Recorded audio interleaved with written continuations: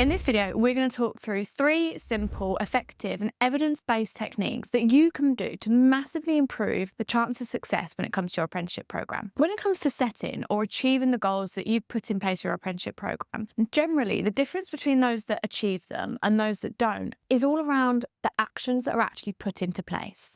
But if you look at the science, these 3 points can dramatically improve your retention rates by up to 7 times the industry standard, which is what we've been able to achieve with our clients. None of these take very long, but they dramatically improve the chance of you actually developing a pipeline of talent that will take your business forward versus just taking on another apprentice. And if you're new here, I'm Eleanor, a director at Apprenticeship Central, and we're an organisation that was set up to support automotive employers in finding brilliant talent, in keeping them, and then actually developing them into long-term valuable team members. On this channel, we talk through things like recruitment tools, retention strategies, and safeguarding frameworks that allow businesses to create, implement, and actually maintain a really successful apprenticeship program. So if that's something you're interested in, then hit the subscribe button. Now, for point number 1, I want to look at a study by the Dominican University, which explored whether writing down your goals had any direct impact in actually achieving them. Guess what? The study found you are 42% more likely to actually achieve your goal if you've got it written down. So if you're a business that's looking to future-proof your workforce and actually develop that pipeline of talent so that you can be sure that your business will be here to keep up with the advancements in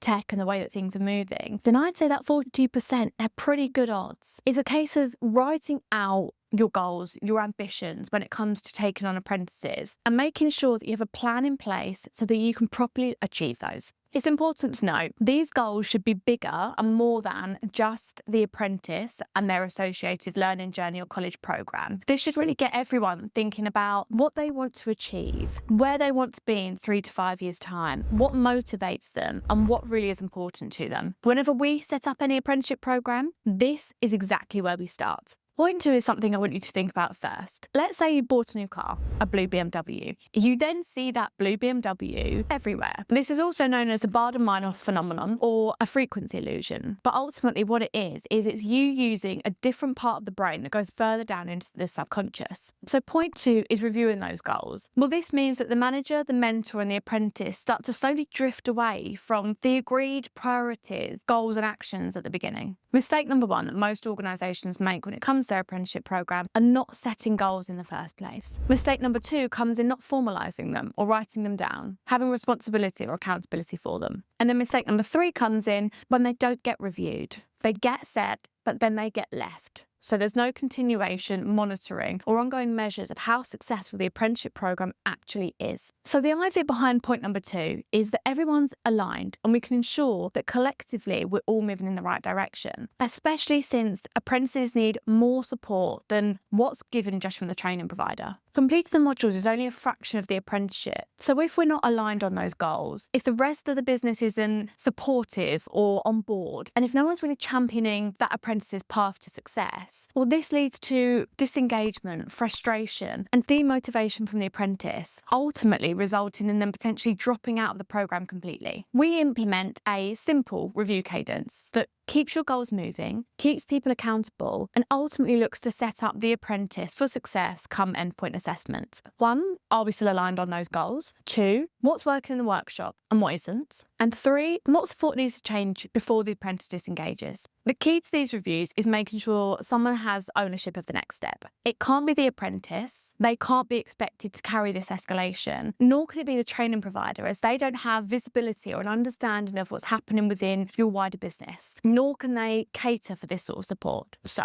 we document the action, we assign the actions, and we make sure that things are followed up. Oh, and by the way, if you're an automotive employer that needs support in taking that next step, at Apprenticeship Central, we not only build programs that deliver brilliant talent ready to thrive in the industry, but we also provide recruitment, retention, and safeguarding support. So if you're looking for a trusted partner to help you build, create, or improve your apprenticeship program, then click the link in the description to set up a discovery call. Now, let's get into point 3. This analysis looked at an array of data points, and it identified that the simplest way to achieve progress is simply by monitoring it. And this is where most apprenticeships go wrong, because the business assumes that the training provider is monitoring it. They're not. And then the business doesn't either, so it falls through the gaps. Training providers will review and monitor whether modules have been completed, which look fine on paper, but that doesn't give us any indication to things like well-being, development in the workplace, any issues or problems that the apprentice might be having. So instead, you need to monitor these two areas. One,